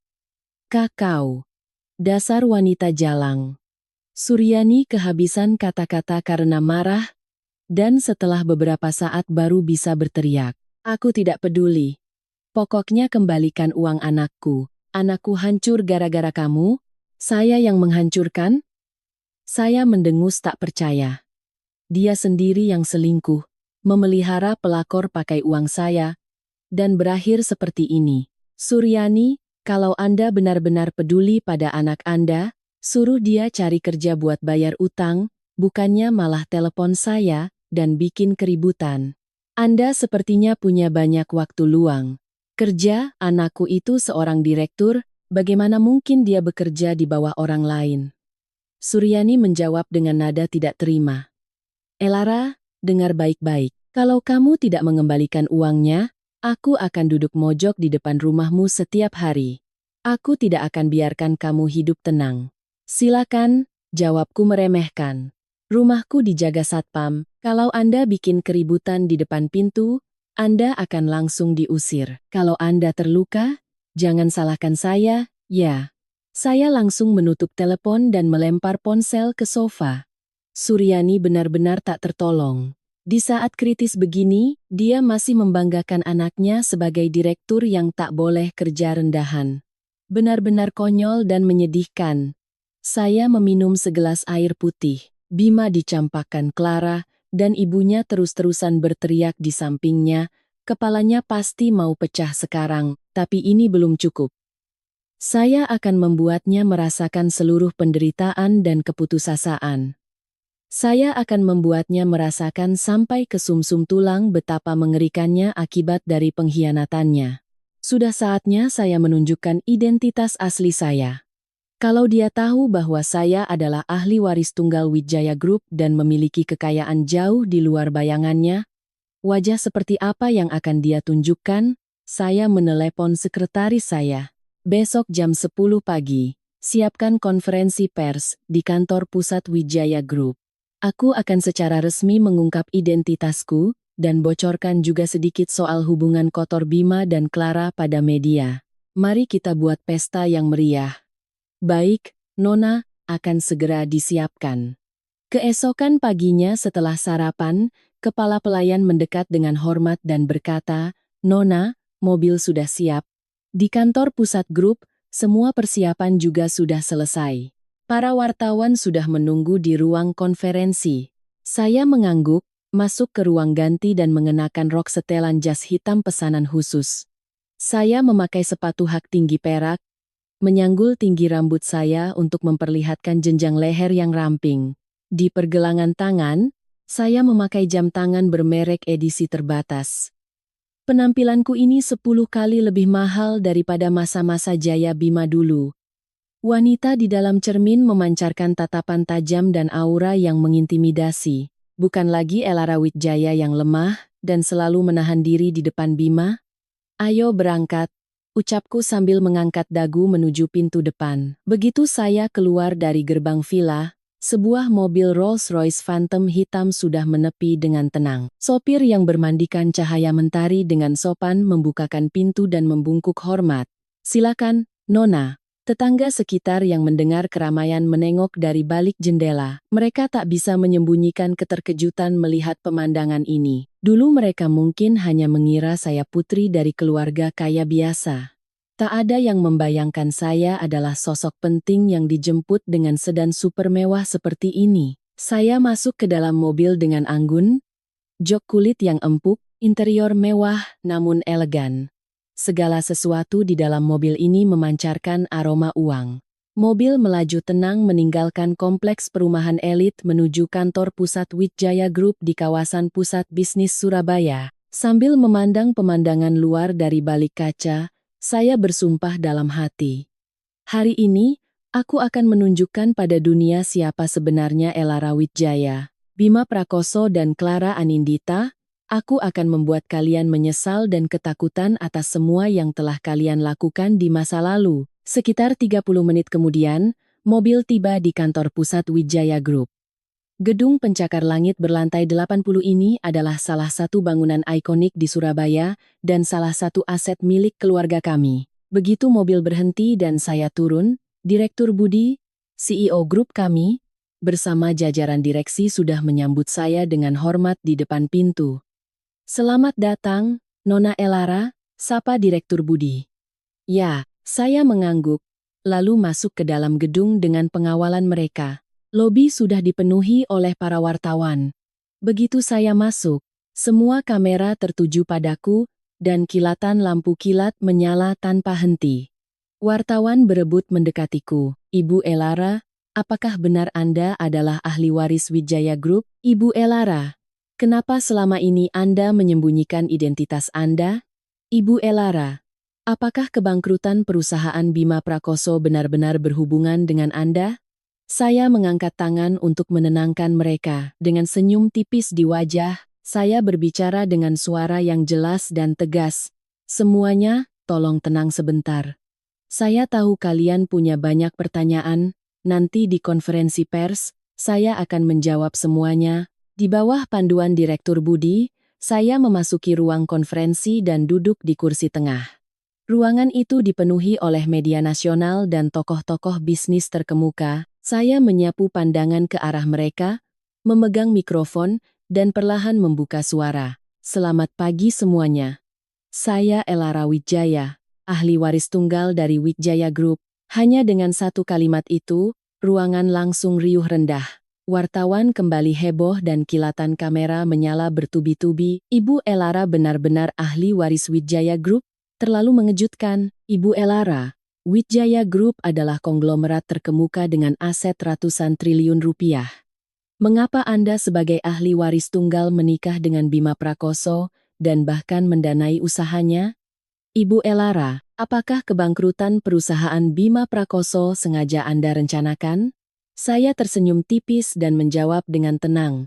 "Pertama, benar bahwa saya adalah ahli waris tunggal Wijaya Group. Hal ini akan dikonfirmasi langsung oleh ayah saya, Komisaris Utama Wijaya Group, Bapak Gunawan Wijaya, melalui video sebentar lagi. Kedua, alasan saya menikah dengan Bima Prakoso adalah karena saya percaya dia orang yang jujur dan gigih. Saya ingin memberinya kesempatan. Saya mendanai usahanya karena berharap dia akan sukses dan tidak mengecewakan ekspektasi saya. Namun, Nada suaraku tiba-tiba berubah sedingin es. Namun, dia menyalahgunakan kepercayaanku. Selama pernikahan, dia berselingkuh pakai uangku, menghidupi selingkuhannya. Bahkan dia dan ibunya berkomplot untuk menipu saya dan keluarga saya. Karena itulah saya menarik dana investasi saya, kebangkrutan perusahaannya adalah murni karmanya sendiri. Itu hanyalah akhir yang pantas bagi seseorang yang mengkhianati pernikahan dan membalas air susu dengan air tuba. Begitu saya selesai bicara, saya memberi kode pada asisten, foto-foto mesra Bima dan Clara, rekaman suara, serta bukti-bukti saat Suryani menindasku, semuanya ditampilkan di layar raksasa. Para wartawan tercengang melihat isi layar tersebut, ruang konferensi langsung gempar. Astaga! Ternyata Bima Prakoso brengsek seperti itu. Selingkuh pakai uang istri buat biayai pelakor, terus ibunya ikut-ikutan menipu dan menyiksa menantunya. Gila. Hujatan dari wartawan mengalir deras. Semua orang menatap layar dengan amarah dan rasa jijik. Tepat pada saat itu, ponsel saya berdering, dari Bima. Saya mengangkat alis lalu mengaktifkan speakerphone. Elara, apa yang kamu lakukan sekarang? Suara Bima terdengar histeris seperti orang gila. Kamu ahli waris Wijaya Group, kenapa kamu sembunyikan itu dariku? Dari awal kamu memang mau mempermainkanku? Kan? Semua pasang mata di ruang konferensi tertuju pada ponsel saya. Saya tertawa dingin dan berbicara ke arah ponsel. Bima, alasan aku menyembunyikan identitasku adalah karena kamu tidak pantas mengetahuinya. Awalnya aku pikir kamu pria mandiri yang punya pendirian, tapi setelah ku beri kesempatan, kamu cuma benalu yang tak tahu diuntung dan cuma mau hidup foya-foya. Saat kamu selingkuh dan menghidupi pelakor pakai uangku, apa kamu tidak pernah membayangkan akhir seperti ini? Elara, dasar wanita jalang. Aku benar-benar buta menikah dengan wanita sepertimu yang menghancurkan perusahaanku, menghancurkanku secara sosial. Aku akan melawanmu sampai akhir. Sampai akhir? Saya tertawa meremehkan. Bima, coba mengaca. Dengan kondisimu yang sekarang, memangnya kamu punya hak untuk melawanku? Lihat dirimu sekarang, kamu kehilangan segalanya dan dibuang oleh semua orang kan? Ini semua karena ulahmu sendiri. Dan dengar baik-baik, ini baru permulaan. Utang yang kamu buat padaku akan kutagih satu persatu, tanpa ampun. Saya langsung memutuskan sambungan telepon. Para wartawan di ruangan itu kehilangan kata-kata melihat drama yang mendebarkan ini. Ya ampun, luar biasa. Bima Prakoso benar-benar kena karmanya. Ibu Elara keren sekali. Sampah seperti dia memang harus ditindak tegas. Saya melanjutkan kata-kataku kepada para wartawan. Saya mengadakan konferensi pers mendadak ini bukan hanya untuk mengungkap identitas saya, tapi juga untuk memberi pesan.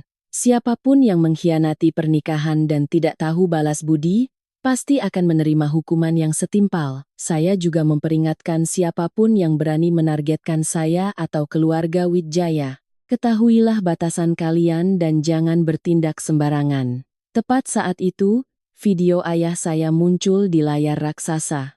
Ayah saya mengenakan setelan jas dan berbicara dengan ekspresi serius. Halo semuanya, saya Gunawan Wijaya. Elara Wijaya adalah putri saya dan benar bahwa dia adalah satu-satunya ahli waris Wijaya Group. Selama ini kami membiarkannya menyembunyikan identitas karena kami berharap dia bisa menemukan cinta sejati dalam kehidupan yang sederhana. Namun Bima Prakoso tidak tahu diuntung, mengkhianati putri saya dan menipu keluarga kami.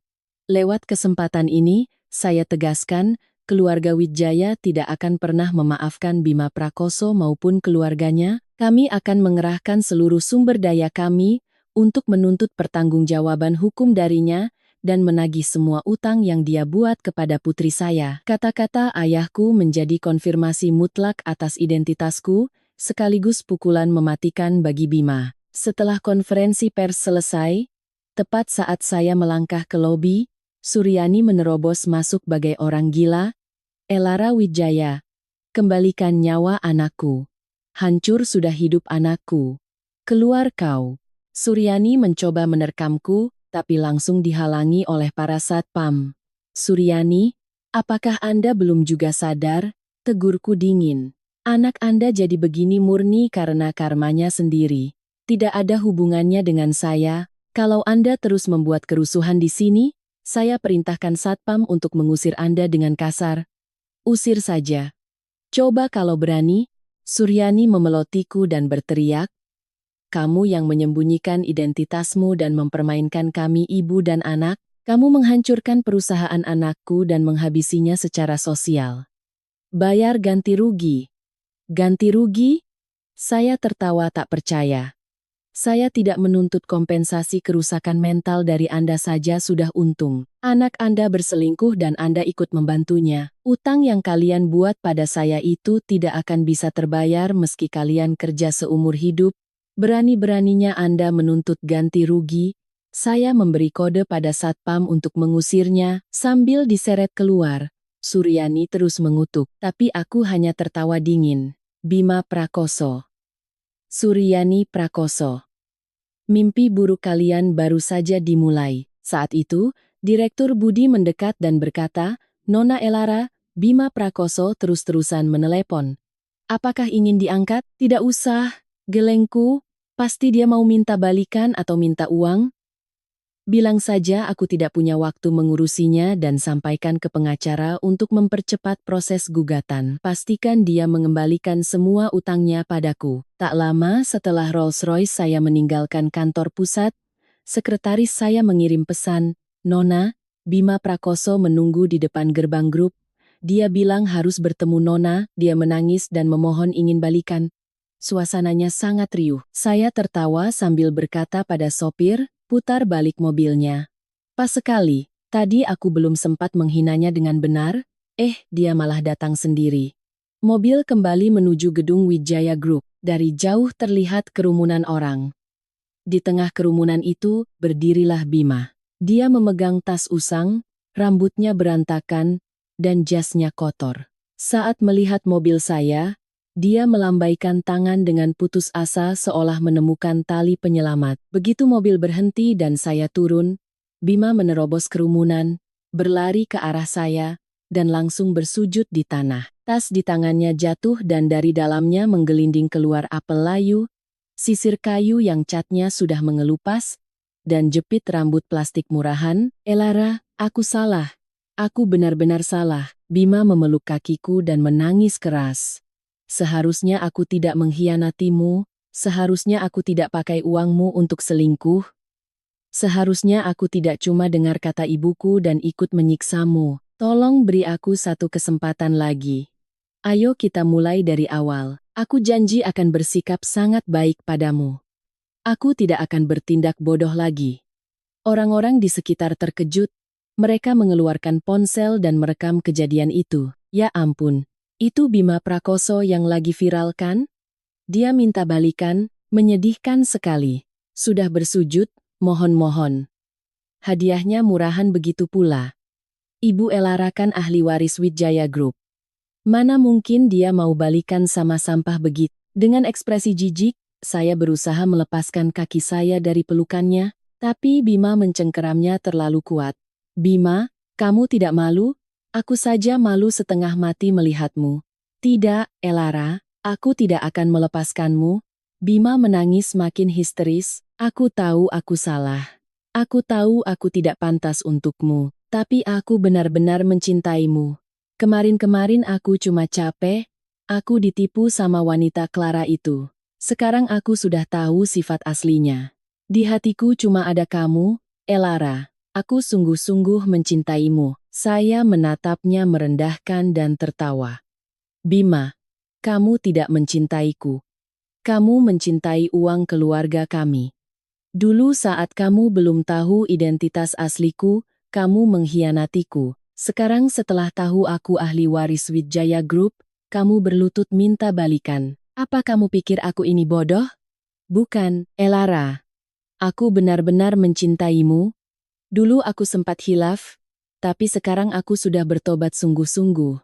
Demi kamu aku rela melakukan apa saja. Masuk ke dalam api pun aku berani." "Masuk ke dalam api?"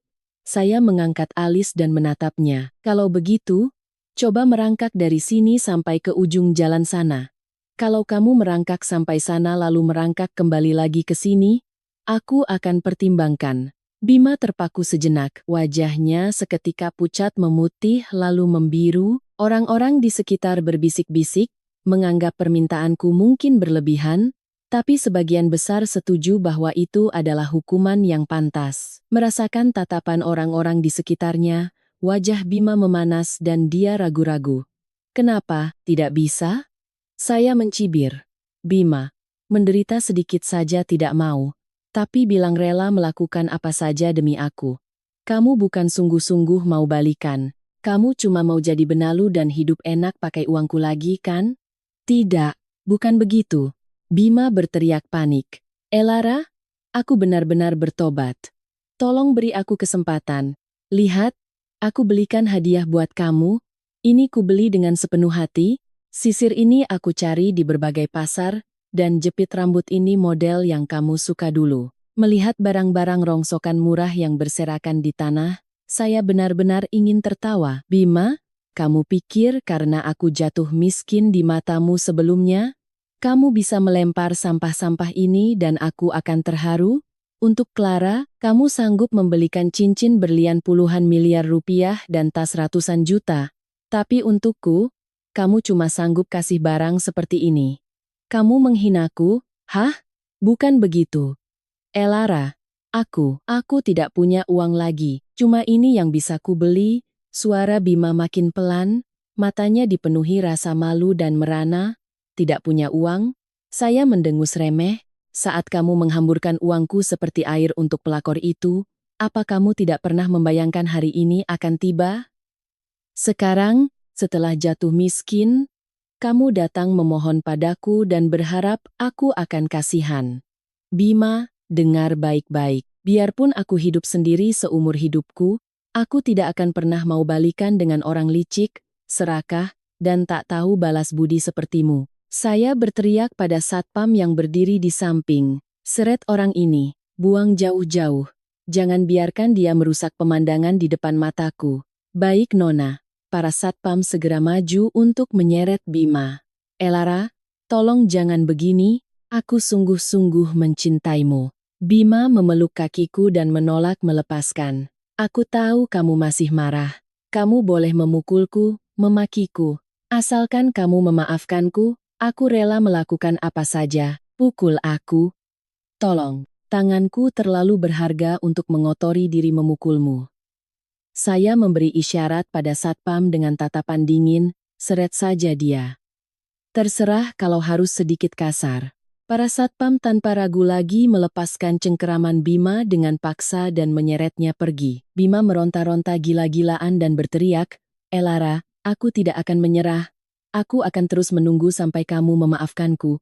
Terserah, kataku sinis, kamu tunggu seumur hidup pun aku tidak akan memaafkanmu. Dan satpam, buang barang-barang sampah itu, bikin sakit mata saja. Para satpam menyeret Bima ke trotoar jalan, memungut apel busuk dan jepit rambut plastik, lalu membuangnya ke tempat sampah di sebelahnya. Bima melihat hadiahnya dibuang ke tempat sampah dan menatap punggungku yang dingin. Kakinya lemas, ia jatuh duduk di trotoar dan menangis melolong dengan penuh penderitaan. Orang-orang di sekitar menunjuk-nunjuk ke arahnya dan terus mengambil foto. Harga dirinya benar-benar hancur lebur detik itu juga. Saya melangkah masuk ke dalam gedung Wijaya Group. Suara tangisan Bima dan cemoohan orang-orang semakin menjauh di belakangku. Hanya ada satu kata, puas. Bima, inilah harga yang harus kamu bayar karena mengkhianatiku. Kamu pikir kalau kamu berlutut dan memohon, aku akan menerimamu kembali. Jangan mimpi, begitu kembali ke ruang kerja, sekretaris membawakan secangkir teh hangat. Nona, Anda baik-baik saja? Bima Prakoso itu benar-benar tidak tahu malu. Aku baik-baik saja. Saya menyesap teh dan berkata santai, orang seperti itu memang harus dipermalukan di depan umum supaya dia sadar apa yang sudah dia lakukan. Oh iya, sekretaris menambahkan, kabar tentang Clara Anindita juga sudah masuk. Dia mencoba menjual penjepit dasi yang dirampasnya dari Bima ke Pegadaian. Ternyata ketahuan kalau itu barang palsu. Dia cuma dapat 5 juta. Katanya dia sempat bikin ribut di Pegadaian. Oh ya, saya mengangkat alis. Makin tertarik. Bima ternyata menipu Clara juga. Syukurlah, benar. Dan dari hasil penyelidikan kami, ternyata Clara pernah diam-diam menggelapkan puluhan juta rupiah dari rekening perusahaan Bima sebelumnya. Sekarang dia berencana kabur ke luar kota pakai uang itu. Kabur? Saya tersenyum sinis. Tidak semudah itu. Sudah hidup mewah pakai uangku, mana mungkin kubiarkan dia lolos begitu saja. Hubungi pengacara, pastikan Clara juga dituntut, paksa dia memuntahkan semua uang yang pernah dia gelapkan. Baik, Nona, akan segera diproses. Saya berdiri di dekat jendela, menatap ke bawah dari ketinggian. Bima masih duduk terpuruk di depan gedung. Saya tersenyum dingin. Bima, Clara, neraka kalian yang sesungguhnya baru saja dimulai. Aksi balas dendam ini belum berakhir. Aku akan membuat kalian merasakan sampai ke sumsum tulang bahwa mengkhianatiku adalah pilihan terburuk dalam hidup kalian. Tepat saat itu, ponsel saya berdering, nomor yang tidak dikenal. Saya ragu sejenak sebelum menjawabnya. Selamat siang, Direktur Elara. Saya Arga dari Dinata Corporation. Suara bariton yang berat dan memikat terdengar dari ujung telepon. Saya melihat konferensi pers Anda hari ini, keputusan dan keberanian Anda sangat mengesankan. Jika berkenan, saya ingin mengajak Anda makan malam bersama. Arga Dinata. Saya sedikit terkejut. Dinata Corporation adalah perusahaan raksasa yang sejajar dengan Wijaya Group, dan Arga Dinata adalah sosok legendaris di dunia bisnis. Masih muda, kompeten, dan tampan. Saya tidak menyangka dia tiba-tiba menelepon saya. Terima kasih atas pujiannya, Pak Arga. Saya menjawab sambil tersenyum tipis, tetapi saya sedang cukup sibuk belakangan ini. Saya tidak tahu apakah ada waktu luang. Tidak apa-apa, suara Arga tetap tenang. Saya bersedia menunggu sampai Anda memiliki waktu. Sebenarnya ada sebuah proyek kolaborasi yang sedang saya pertimbangkan. Saya merasa ini sangat cocok dengan Wijaya Group, jadi saya ingin bertemu langsung untuk membahasnya. Makan malam hanya sebagai pelengkap saja. Kata proyek kolaborasi membuat saya tertarik. Kekuatan Dinata Corporation sangat masif. Bekerja sama dengan mereka akan sangat menguntungkan pertumbuhan Wijaya Group. Baiklah, saya mengangguk. Kalau begitu, bagaimana kalau besok malam jam 7 di Sky Lounge Hotel Majapahit? Tentu saja. Suara Arga terdengar senang. Sampai jumpa besok, Direktur Elara. Menutup telepon, entah kenapa ada debaran kecil di hati saya. Nama Arga Dinata memang sering saya dengar, tapi belum pernah ada kesempatan bertemu. Tidak disangka akan terhubung dengan cara seperti ini. Clara membuat keributan di Pegadaian, namun akhirnya hanya mendapatkan uang 5 juta. Ia berdiri di sudut jalan sambil memegang beberapa lembar uang ratusan ribu yang lecek, menatap mobil-mobil mewah yang berlalu lalang, dan menahan amarah. Seharusnya saat ini ia sudah jadi nyonya direktur, memakai barang bermerek dan tinggal di perumahan elit, tapi sekarang malah harus khawatir memikirkan biaya makan besok. Ini semua gara-gara si penipu Bima Prakoso. Bima, beraninya engkau menipuku. Clara menggertakkan giginya. Saat itu ia teringat sebuah catatan transfer aneh yang pernah ia temukan saat merapikan dokumen Bima. Tertulis biaya proyek, tapi dikirim ke rekening pribadi. Ia langsung menyadari Bima pasti menggelapkan uang perusahaan. Pikiran licik melintas di kepalanya. Karena Bima sudah membuatnya menderita seperti ini, dia tidak akan melepaskannya begitu saja. Dia akan membongkar bukti itu untuk menghancurkan Bima selamanya. Clara segera kembali ke penginapan murah, mencari sebuah flash disk USB yang pernah diam-diam ia salin dulu. Di dalamnya terdapat semua catatan transfer yang mencurigakan, laporan keuangan, dan file kontrak palsu yang dibuat Bima. Clara membawa USB itu dan pergi ke kantor media terbesar di kota. Saya punya info penting. Bima Prakoso melakukan penggelapan dana? Saya punya buktinya. Nama Bima Prakoso membuat mata para wartawan berbinar. Belakangan ini dia adalah nama yang paling viral. Wartawan segera mengeluarkan alat perekam. Clara melemparkan USB itu ke atas meja dan berbicara dengan menggebu-gebu, "Di dalam sini ada semua buktinya." Bima Prakoso menggelapkan dana investasi miliaran rupiah dari Elara Wijaya dan memindahkannya ke rekening pribadinya. Dia pakai uang itu untuk belikan saya hadiah dan pergi bulan madu ke Santorini. Perusahaannya itu cuma cangkang kosong. Wartawan memeriksa isi USB dan langsung menyadari ini adalah headline besar. Mereka mewawancara Clara dan mengambil foto bukti-bukti tersebut. Dalam waktu kurang dari 2 jam, berita dengan judul Skandal Bima Prakoso, usai perselingkuhan terbongkar, kini terbukti gelapkan dana miliaran menghiasi halaman depan semua media. Pada saat itu, Bima sedang duduk di sebuah warkop, warung kopi pinggir jalan. Ia sedang makan mie instan rebus dan minum segelas kopi hitam. Masih ada harapan kosong di hatinya bahwa Elara Wijaya akan berubah pikiran. Saat itulah seorang pejalan kaki menyadarinya dan berteriak, "Woi, coba lihat. Itu kan Bima Prakoso, si tukang selingkuh yang menggelapkan uang perusahaan." Orang-orang langsung berkerumun, menunjuk-nunjuk, dan mengambil fotonya. Ternyata manusia sampah, selingkuh pakai uang istri, terus menggelapkan dana pula. Masuk penjara sana. Bima ketakutan dan mencoba kabur, tapi ia terkepung oleh massa dan tak bisa bergerak. Ponselnya mulai berdering tanpa henti. Dari debt collector. "Woi, Bima Prakoso, berita penggelapan uangmu sudah nyebar di mana-mana. Cepat bayar utangmu atau kami lapor polisi." Telepon berdering tanpa henti. Bima melihat berita-berita yang bermunculan di internet dan menggelengkan kepalanya seperti orang gila. Ia menelepon Clara dan berteriak, "Clara, ini perbuatanmu kan? Kamu yang membocorkannya." Dari seberang telepon terdengar suara Clara yang penuh ejekan. "Bima, bagaimana rasanya?"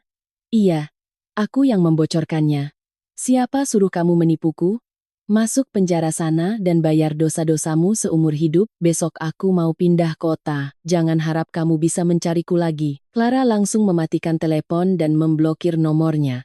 Bima berdiri mematung. Dengan susah payah ia menerobos kerumunan orang dan mulai berlari seperti orang gila. Ia terus berlari hingga menemukan sebuah gang sepi, lalu bersandar di tembok sambil terengah-engah. Setelan jas bernoda minyak, rambut berantakan, wujudnya begitu menyedihkan, akhirnya pertahanannya runtuh. Ia berjongkok memegangi kepalanya dan menangis terseduh-seduh. Tepat saat itu, sebuah sedan hitam berhenti di mulut gang. 2 pria berjas turun dan menghampiri Bima. "Bima Prakoso, kami tim kuasa hukum dari Direktur Elara Wijaya. Ibu Elara telah resmi menuntut Anda atas penggelapan dana dan perselingkuhan dalam rumah tangga. Silakan ikut kami." Bima menatap mereka dengan mata putus asa. "Tidak. Aku tidak punya uang. Aku tidak mau dipenjara.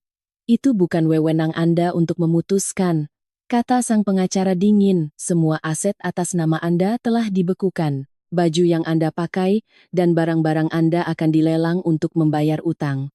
Bima akhirnya diseret masuk ke dalam mobil oleh tim hukum dengan paksa. Ia menyadari, kali ini semuanya benar-benar sudah berakhir. Mobil berhenti di depan gedung Wijaya Group dan ia diseret menuju ruangan saya. Saat pintu terbuka, Bima melihat saya duduk di balik meja kerja. Suaranya bergetar. "Elara." Ia mencoba mendekat, tapi ditahan oleh para pengacara. Saya mendongak, menatapnya tanpa secercah belas kasihan. "Bima, kita bertemu lagi. Tidak kusangka kamu akan jadi secepat ini menyedihkannya." "Elara, aku salah. Aku sungguh-sungguh salah." Bima menangis meraung-raung. "Penggelapan uang itu, selingkuh itu, semuanya salahku. Tolong beri aku satu kesempatan saja. Aku rela menebus dosaku seumur hidup." "Kesempatan?" Saya mendengus remeh. "Aku sudah memberimu banyak sekali kesempatan, tapi kamu menendang semuanya. Bima, kejahatan yang kamu perbuat harus dihukum oleh hukum. Sekarang kamu melakukan apapun sudah terlambat, yang menunggumu hanyalah dinginnya jeruji penjara." Pada akhirnya, Bima terus menangis dan berteriak, "Elara, kumohon maafkan aku," sambil diseret keluar dari ruangan. Saya berdiri di dekat jendela, menyaksikan sosoknya dimasukkan ke dalam mobil polisi yang membawanya pergi. Saya menelepon ayah saya untuk melaporkan situasi, dan beliau menyemangati saya, mengatakan bahwa pria brengsek seperti itu pantas dihukum. Semuanya mulai kembali ke tempat yang semestinya. Sehari setelah Bima ditangkap polisi, terdengar suara gemerisik dari luar villa saya. Satpam membawa seseorang masuk. Itu adalah Suryani Prakoso. Dalam beberapa hari tidak bertemu, dia sudah berubah total. Penampilannya yang dulu mentereng kini lenyap digantikan oleh baju compang camping dan mangkuk retak di tangannya, benar-benar wujud seorang pengemis. Elara, Nona Elara. Suryani melihatku dan langsung bersujud di tanah. Mangkuknya jatuh dan potongan singkong rebus yang keras menggelinding keluar.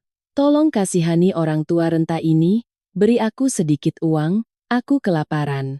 Bima di penjara. Aku sudah tidak punya sandaran hidup lagi.